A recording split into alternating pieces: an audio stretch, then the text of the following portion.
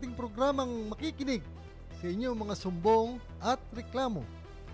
Aksyonan natin agad-agad. Alam nyo mga ka-Golden Heart, araw-araw tayo ay maraming natatanggap na sumbong. Kaya naman hindi rin tumitigil ang NCSC para solusyonan agad-agad ang mga ito. Ito po ang reklamo number 1. Ito ang isa sa mga natanggap nating reklamo. Sabi niya, ako po ay isang senior citizen mula sa Montalban, Rodriguez, Rizal. Nais ko pong ireklamo na hindi ako naisama sa payout ng Marso at Hunyo ngayong taon. Kaya nagtungo ako sa aming OSCA office upang magtanong. Habang kausap ko ang OIC, sa halip na ipaliwanag na maayos, sinabihan po niya ako na masakit na salita tulad ng naniniwala ka ba sa karma?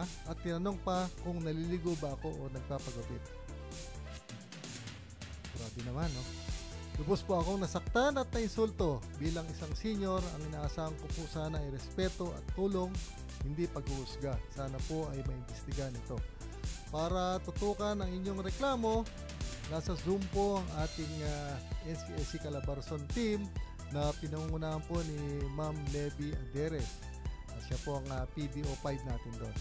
Ito na. Ma'am Levy, ano po ba ang mga hakbang na pwede natin gawin para agad natin itong mabigyan ng atensyon dito sa puso? Gusto mo bang matuto paano magsimula ng profitable at legit na online business kaso hindi mo alam paano? Tapusin mo tong video na ito dahil ipapakita ko sa iyo yung super app na pwede mong gamitin at legit opportunity na pwede mong subukan para magaya mo sila. Arnel na kumita ng 39,999 pesos commission in just one day. Si Roy na kumita ng 12,499 pesos commission from just one sale. Si Irene na kumita ng 3,999 pesos commission from just one sale also. Si Elaine na kumita ng 23,999 pesos commission in just one day. Si Camille na kumita ng 3,999 pesos commission from just one sale. At si Dave na kumita ng 19,199 pesos commission in just one day. At marami pang iba. Ituturo ko din sa iyo yung 3 simple steps paano mo magamit itong super app na ito simula ngayong araw na ito. Ito yung super simple, super bilis at siguradong paraan para makapag-start ng business na kumikita ng unlimited commissions online. Kapag sinubukan mo din ito at kapag ginawa mo lahat ng ituturo sa mga training, magsisimula kang magka-sale at kumita ng mga commissions katulad nila. Ang maganda, kapag sinubukan mo itong super app na ito tapos sakaling hindi ka nagka-resulta, may up to 10,000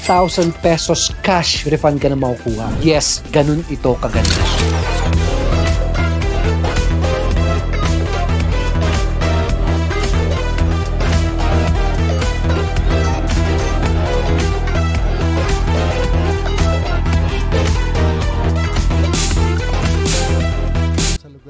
Isang LGU sa Rizal. Magandang araw po,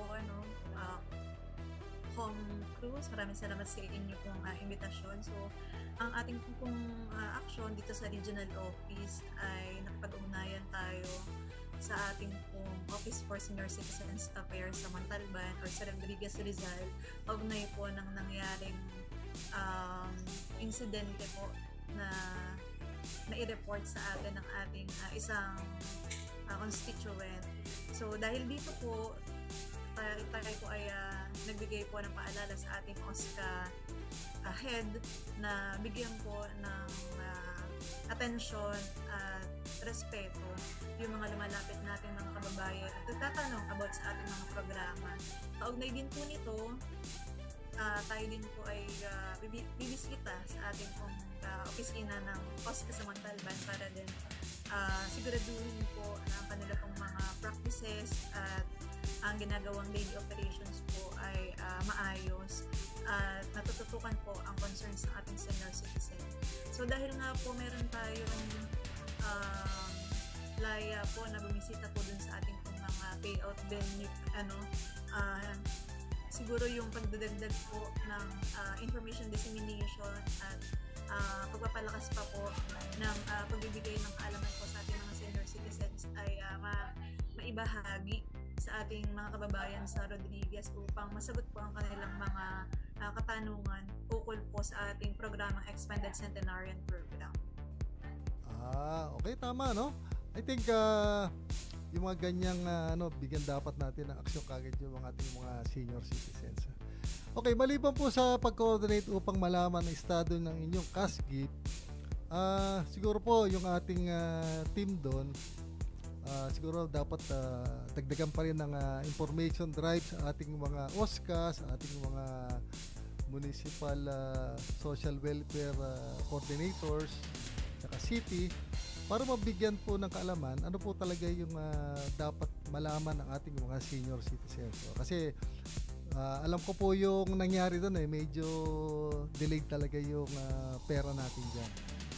Sa reklamo number 2, good day po sa inyong lahat mga ka-seniors. Ako po si Margarita, 68 years old at residente ng Tarlac. Ang asawa ko ay si Quintin Resurrection, 81 years old, itong taon 2025. Last year po siya nag-80 at kabilang daw sa first batch.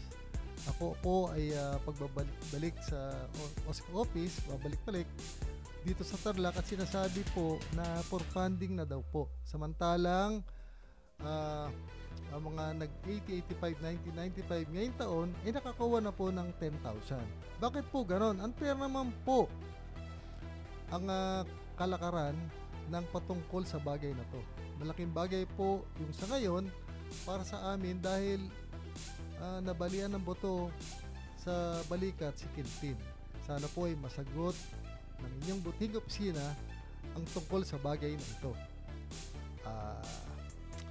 Ang sumbong na ito ay agad po nating tinugunan sa pamamagitan ng ating Region 3 NCAC office. Base po sa aming records, ang application form at iba pang mga dokumento na kailangan upang maproseso ang cash gift ni Tatay Quintin ay kumpleto at wala na pong iba pang dokumento na kailangan i-submit.